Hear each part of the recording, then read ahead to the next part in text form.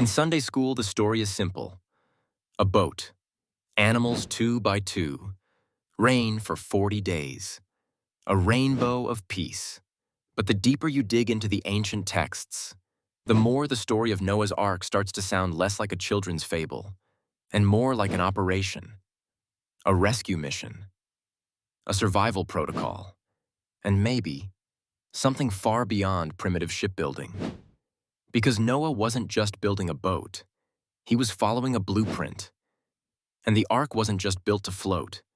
It was built to withstand something the world had never seen, maybe even something that wasn't just physical.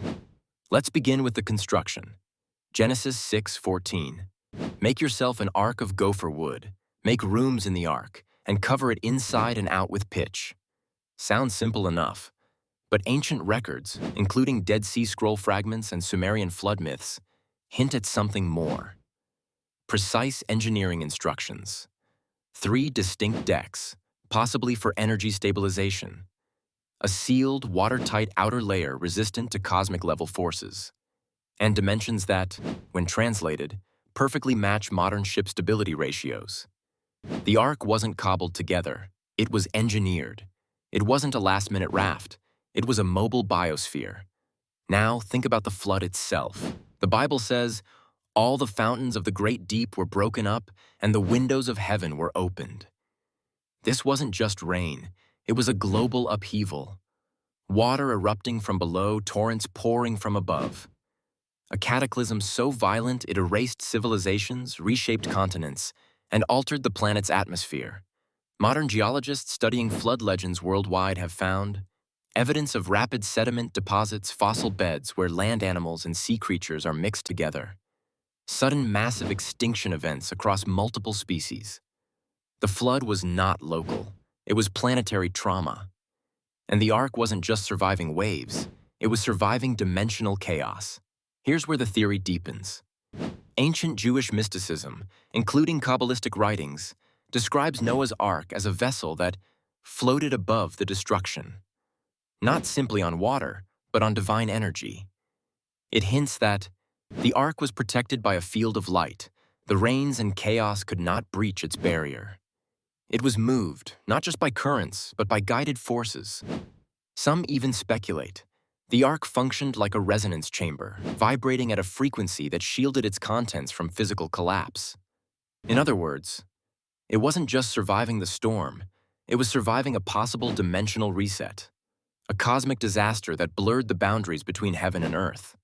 And what about the contents? DNA of every kind? Actual living pairs? Or something even more advanced, genetic records, seed banks, code libraries preserved against extinction? The text isn't specific.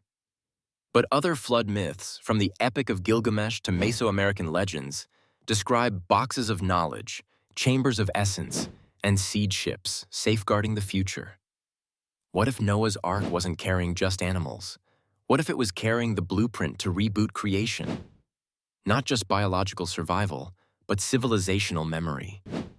When the waters receded, the Ark came to rest on the mountains of Ararat. But the story doesn't end there. Ancient traditions suggest that the Ark left behind artifacts, sacred objects seeded into early civilizations, technologies that would be hidden, guarded, and misused in later ages. And some explorers claim remnants still exist, hidden under ice, buried in caves, protected by governments. Because if humanity ever faces another reset, the knowledge of survival, the real knowledge, must not fall into the wrong hands again. The story of Noah's Ark isn't just about survival, it's about preservation, of life, of knowledge, of connection between worlds, and maybe of the keys to rebuild should the storm come again. Because what Noah carried wasn't just species, he carried the future. Next time, on Beyond Official Records.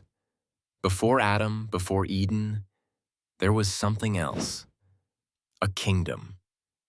A war. A world forgotten. The hidden kings before Adam.